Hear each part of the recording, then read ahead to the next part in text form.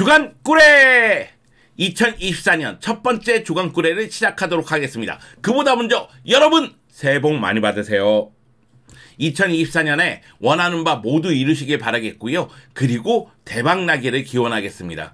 나도 대박나야 될 텐데, 바르셀로나도 대박나야 될 텐데 왜 이렇게 어둡게만 느껴지냐. 답답합니다. 여하튼 바르셀로나가 지난 라리가 19라운드에서 라스팔마스를 상대로 원정 경기를 펼쳤는데 무니르에게 먼저 실점하면서 0대1로 끌려갔지만 페란 토레스의 동점골, 긴도안의 역전골을 바탕으로 2대1로 승리를 거뒀습니다. 전반전은 졸전 이런 졸전이 없었죠. 물론 알메리아전도 전반전의 졸전이었고 이 경기도 전반전의 졸전이었습니다. 올 시즌 바르셀로나의 전체적인 흐름을 봤을 때 전반전은 졸전, 후반전은 분위기 반전으로 이루어지고 있거든요. 이건 뭐 경기마다 기복이 아니라 경기 중에 기복을 보여줘요. 어쩌자는 거야. 차비 감독, 플랜 A에 더 신경을 써야 됩니다. 사실 라스팔마스 원정 경기는 모든 팀들에게 어려운 경기죠. 라스팔마스는 대서양에 있는 카나리아 제도에 위치하고 있기 때문에 원정팀들 입장에서는 아프리카로 원정 경기를 가는 거와 마찬가지예요. 그렇기 때문에 원정팀들의 무덤이라고도 할 수가 있죠. 올 시즌 라스팔마스는 홈에서 4승 3무 1패를 기록하면서 매우 강한 면모를 보여줬습니다. 아틀레티코 마드리드도 라스팔마스 원정에서 패배를 당했죠. 그렇기 때문에 바르셀로나 입장에서도 상대 전적에서 우위에 있다 할지라도, 그리고 전력에서 우위에 있다 할지라도 라스팔마스 원정 경기는 어려운 경기예요. 여기에 라스팔마스에는 바르셀로나를 잘 아는 인물들이 많아요. 누구보다도 피미엔타 감독이 바르셀로나에 대해서 굉장히 잘 알고 있죠. 피미엔타 감독 같은 경우에는 라마시아 출신으로 윙어로서 바르셀로나에서 선수 생활도 했고, 그리고 바르셀로나 유스팀과 B팀을 무려 19년 동안 이끈 경험이 있습니다. 피멘타 감독이 49살인데 무려 29년 동안 바르셀로나에서 생활했어요. 바르셀로나에 대해서 누구보다 잘 아는 인물이라고 볼 수가 있겠고요. 피멘타 감독 외에도 워낙에 많은 선수들이 바르셀로나 출신이죠. 훌리안 아라우호 같은 경우에는 바르셀로나에서 임대 갔기 때문에 임대 갔을 때 원소속팀을 상대로 출전할 수 없다는 조항을 넣었기 때문에 이 경기에는 나올 수가 없었습니다만, 마크 카르도나, 무니르, 산드로 라미레스, 마르몰, 정말 바르셀로나 출신들이 곳곳에 있습니다. 그렇기 때문에 바르셀로나 입장에서는 굉장히 껄끄러운 경기일 수밖에 없었죠. 그리고 라스팔마스가 말 그대로 저력을 보여주는 경기를 펼쳤습니다. 또한 바르셀로나가 올 시즌 리그에서 2패를 당했는데, 물론 이 2패는 레알 마드리드, 지로나를 상대로 홈에서 당한 패배예요. 하지만은 원정 경기에서 무려 5무나 됩니다. 원정 경기 8경기 동안 무패를 기록했지만 3승 5무거든요. 그래서 원정 경기력을 향상시킬 필요성이 있었는데 이 경기 정말 어려운 경기를 펼쳤습니다. 자, 그러면은 라스팔마스와 바르셀로나의 대결, 그 경기를 좀 세부적으로 알아보도록 하겠습니다. 함께 출발하시죠. 렛츠고! 라리가 19라운드 라스팔마스와 바르셀로나의 대결, 바르셀로나가 2대1로 승리를 거뒀죠. 무니르가 12분에 산드로 라미레스의 기가 막힌 크로스를 원터치로 마무리 지으면서 선제골을 기록하면서 라스팔마스는 전반전을 완전히 지배합니다. 하지만 후반전에 분위기를 바꾼 바르셀로나가 페란 토레스의 동점골, 긴도안의 역전골을 바탕으로 해서 2대1로 승리를 거두는데 성공을 했습니다. 후반전 들어서 바르셀로나가 분위기를 타면서 페란 토레스가 55분에 세르지 로베르토의 패스를 받아서 오른발 인사이드로 침착한 마무리를 보여줬고요. 그리고 종료 직전에 긴도안 선수가 페널티킥을 얻어내서 스스로 마무리 짓는 모습이 나왔죠. 이 경기 XG값을 보면 0.64 대 2.4이기 때문에 바르셀로나가 2대1로 승리를 거둔 건 이상하지 않다, 이렇게 생각이 들 수가 있어요. 점유율에서 45% 대 55%, 그리고 슈팅이 12개 대 15개, 패스 성공률이 81% 대 85%인데 제가 말씀드리고 싶은 건 XG 값으로 봤을 때는 바르셀로나는 2골 내지 3골을 넣었어야 되는 경기고 2골을 넣었기 때문에 큰 문제는 없어 보이지만, 라스팔마스 입장에서는 XG 값이 생각보다는 낮게 측정이 됐다는 느낌이 들어요. 왜냐면은 전반전에 라스팔마스가 경기를 주도하는 모습이 있었고 그 가운데 선제골을 넣었기 때문에 후반전에는 체력적인 부담과 함께 조금 더 소극적인 경기 내용을 보여줬거든요. 그 가운데 후반전 바르셀로나가 흐름을 타면서 계속해서 박스 안쪽으로 볼을 투입했고요. 그리고 나서 페란의 동점골, 긴도안의 역전골이 터졌거든요. 그런 측면에서 봤을 때 이 경기는 라스팔마스 입장에서는 굉장히 아쉬운 경기다. 전반전 보여준 경기력을 생각했을 땐 진짜 아쉬울 것 같다는 생각이 듭니다. 이 경기를 보면서 다시 한번 느꼈는데 피미엔타 감독이 라스팔마스를 정말 잘 이끌고 있다는 생각이 듭니다. 라스팔마스 지휘봉 잡자마자 지난 시즌 세군다 리가 2위를 기록하면서 승격시키는 데 성공을 했죠. 그리고 올 시즌 초반 5경기에서 승리가 없으면서 어려움을 겪었지만은 이후에 홈 성적을 바탕으로 해서 상승세를 탔고 그렇기 때문에 순위가 10위권 안으로 들어왔거든요. 그리고 짜임새는 바르셀로나보다 라스팔마스가 더 앞선다는 느낌도 있었어요. 왜냐면 피미엔타 감독 같은 경우에는 4-5-1 포메이션을 바탕으로 해서 수비 라인과 미드필더 라인의 간격을 좁혀놓고 라인 컨트롤이 굉장히 잘 되는 모습을 보여줬거든요. 그리고 바르셀로나하고 중원 전쟁에서 이기기 위해서 5명의 미드필더를 둠으로 인해서 수적 싸움에서 우위를 가져가는 모습이 있었습니다. 물론 라스팔마스가 수비 라인을 위로 올리면서 공격을 전개했기 때문에 바르셀로나가 이 수비 뒷공간을 한 번에 파고들고자 노력을 했습니다. 그러다 보니까 세르지 로베르토라든가 하피냐가 오프사이드를 많이 기록하기도 했는데요. 라스팔마스 입장에서는 센터백들이 수비 쪽에 들어갈 때 반칙으로 끊거나 일단 거칠게 몰아붙이면서 공격을 지연시키는 모습이 있었고, 또 하나는 알바로 바에스 골키퍼. 올 시즌 전반기 최고의 골키퍼라고 얘기하지 않았습니까? 알바로 바에스 골키퍼가 뒷공간 커버를 너무나 잘해줬어요. 그러다 보니까 전반전 바르셀로나가 유효 슈팅이 하나도 없었습니다.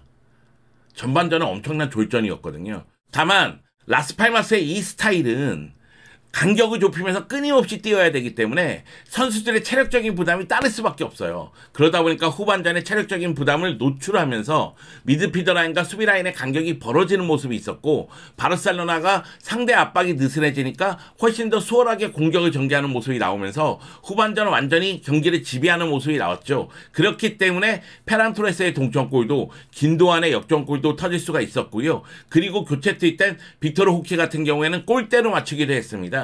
여하튼 바르셀로나 입장에서는 어려운 경기를 펼쳤지만 승리를 거뒀다. 여기에 의미를 둬야 될 것 같아요. 이런 이야기를 대체 몇 번째 하는 거야?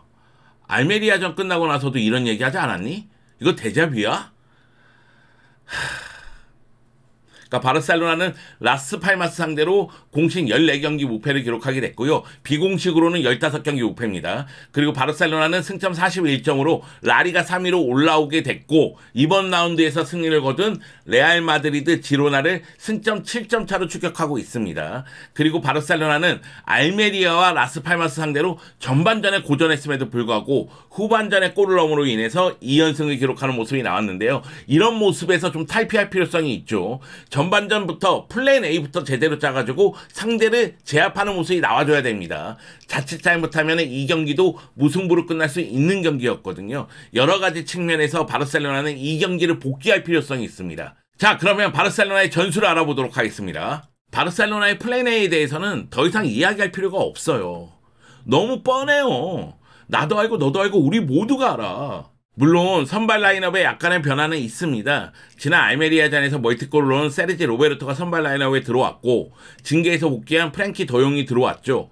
여기다가 알메리아전 후반전을 보고 나서 선택을 한 것으로 보이는데, 주앙 펠리스가 아니라 페란 토레스가 왼쪽 측면 공격을 책임지게 됩니다. 일단 페란 토레스는 전방 쪽으로 움직여서 레반도프스키와 투톱처럼 움직였고요. 그러면서 레반도프스키가 고립되는 걸 막아주고자 노력했습니다. 그러다 보니까 왼쪽에 발데가 왼쪽 측면 공격을 책임지다시피 했고, 오른쪽 같은 경우에는 하피냐가 측면 공격을 책임졌습니다. 그리고 긴도안이 1차 빌드업에 적극적으로 관여하는 가운데 더용이 내려와서 빌드업에 도와주는 장면이 있었지만은, 전반전에 더용이 세르지 로베토하고 너무 전진해 있는 것이 아닌가 그런 생각이 드는 장면도 있었어요. 그러다 보니까 중원 싸움에서 상당히 어려움을 겪는 모습이 있었죠.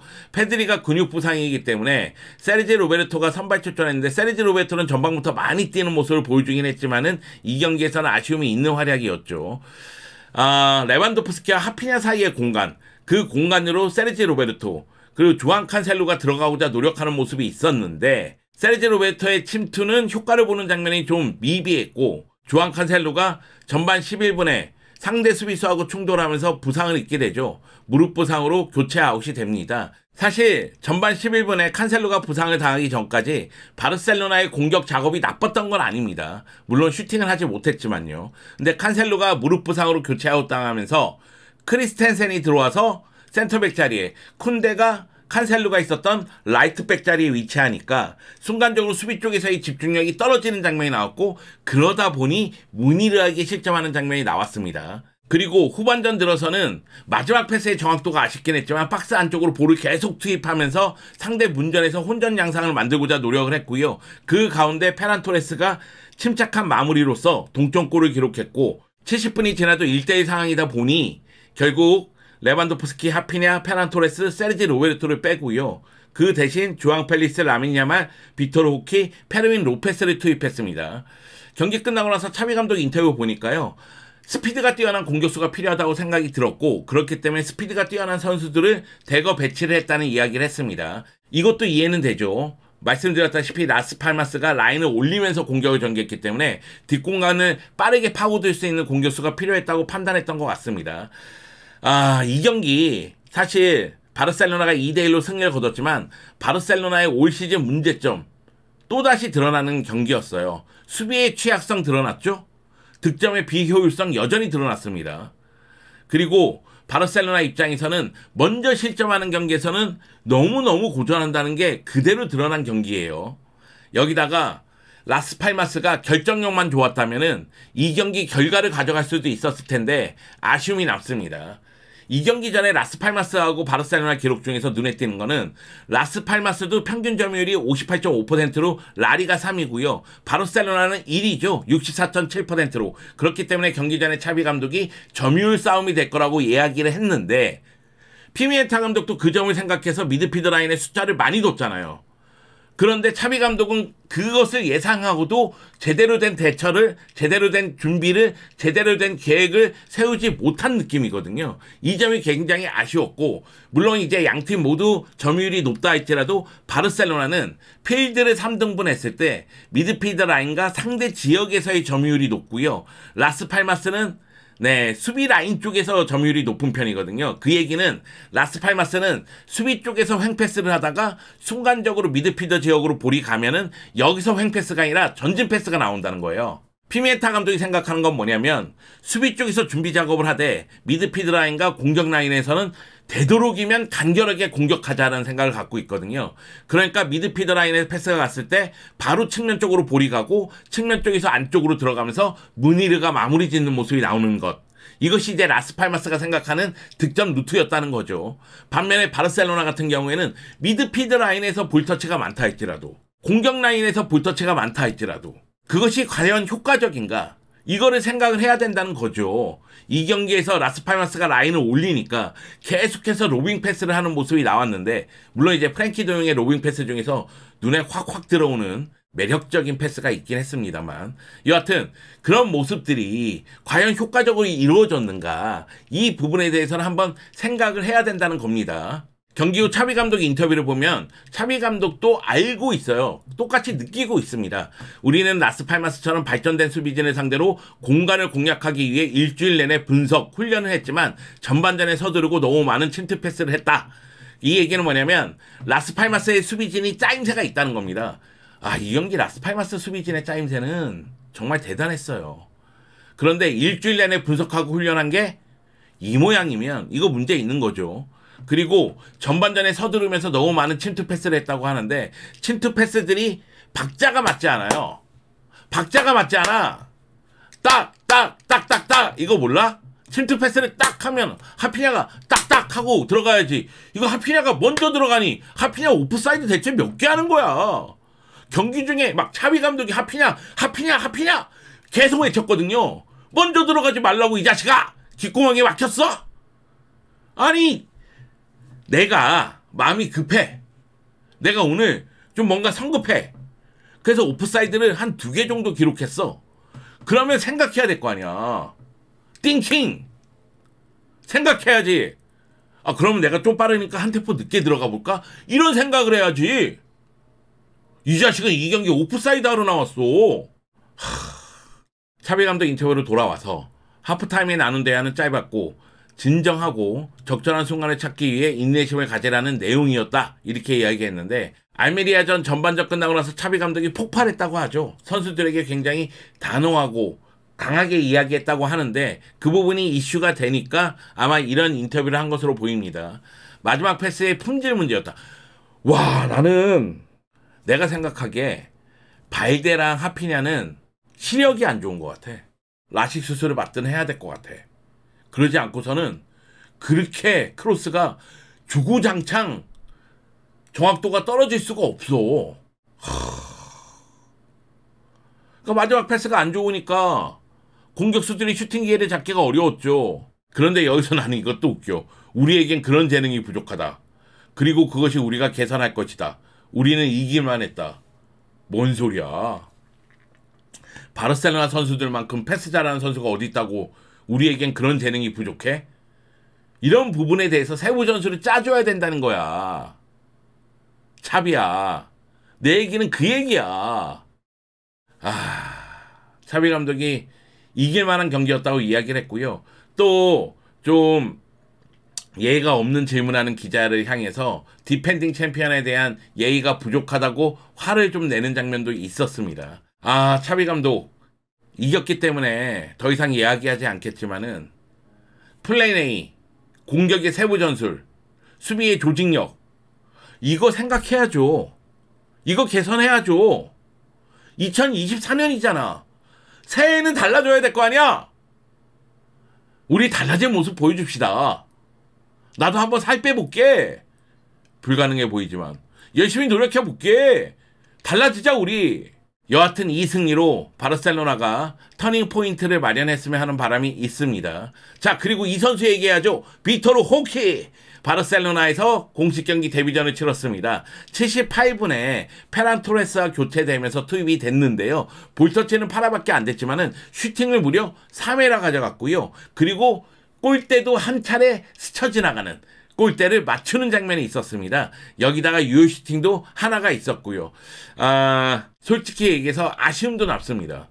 빅토르 호키가 뒷공간으로 빠져 들어가면서 결정적인 기회를 잡기도 했는데 이 결정적인 기회를 두 차례나 무산시켰거든요.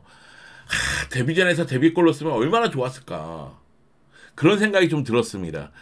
다만 빅토르 호키의 나이를 생각했을 때 아직 어린 나이고요. 2005년생이죠. 그리고 불과 24시간 전에 라리가에 선수 등록이 됐고 그리고 바르셀로나에서 6차례밖에 훈련하지 않았거든요. 그 점을 고려했을 때에는 빅토르 호키가 뭐 첫 경기부터 빵빵 넣어줬으면 좋겠지만 그래도 합격점은 줘야 된다. 나쁘진 않다. 이런 생각이 들었습니다. 빅토르 호키 기대합니다. 빅토르 호키가 터져줘야 됩니다. 좋은 소식이 있는가 반면에 나쁜 소식도 있었죠. 주앙 칸셀로가 무릎 부상을 당했습니다. 문전에서 상대 수비수하고 부딪히면서 사실 발과 발이 부딪힌 것으로 보이는데 무릎이 약간 뒤틀린 것으로 보여요. 그렇기 때문에 무릎 부상으로 좀 한동안 빠져있지 않을까 하는 생각이 있는데 차비 감독이 경기 후 인터뷰 보니까 무릎 부상을 당했지만 심각해 보이지 않고 검사를 기다릴 것이라고 얘기했기 때문에 큰 부상은 아닐 것이라는 예상이 또 가능합니다. 1월 8일날 코파델레이 32강 경기를 펼치고요. 1월 12일날 오사수나와 수페르코파 4강 경기를 펼칩니다. 4강에서 승리를 거두면 당연히 결승전에서 레알 마드리드와 아틀레티코 마드리드 대결의 승자와 맞대결을 펼치게 되겠죠. 그 점을 봤을 때는 코파델레이 32강이야 로테이션을 돌리는 경기라 할지라도 수페르코파의 조안 칸셀로가 못 나온다는 점은 굉장히 뼈아프다는 생각이 듭니다. 조안 칸셀로의 부상이 크지 않았으면 하는 바람이 있습니다. 지금 가비가 십자인대 부상으로 시즌 아웃이 됐고 테오 슈테겐 골키퍼 같은 경우에는 디스크 수술로 2월 달에 복귀한다는 얘기가 있죠. 페드리도 곧 복귀를 하겠지만은 근육 부상으로 전력에서 이탈한 상태입니다. 여기에 주앙 칸셀로마저 부상을 당하면 결국 주축 선수들이 너무 빠지게 되거든요. 바르셀로나는 가뜩이나 경기력이 안 좋은데 주축 선수들이 나가게 된다면 그 여파는 더 클 수밖에 없죠. 그 점을 생각했을 때에는 조안 칸셀로가 빨리 복귀했으면 하는 바람이 있습니다. 바르셀로나가 2024년 첫 경기에서 승리를 거뒀다는 희소식을 알려드리면서 여전히 경기력이 안 좋다는 기분 나쁜 소식까지 알려드렸는데요. 바르셀로나는 분발해야 됩니다. 바르셀로나의 후반기 라리가 일정을 봤을 때 특히 원정 경기 일정이 거의 지옥의 일정이에요. 그러니까 전반기에 홈에서 강팀을 많이 상대했잖아요. 레알 마드리드, 지로나, 아틀레티코 마드리드 다 홈에서 상대했잖아요.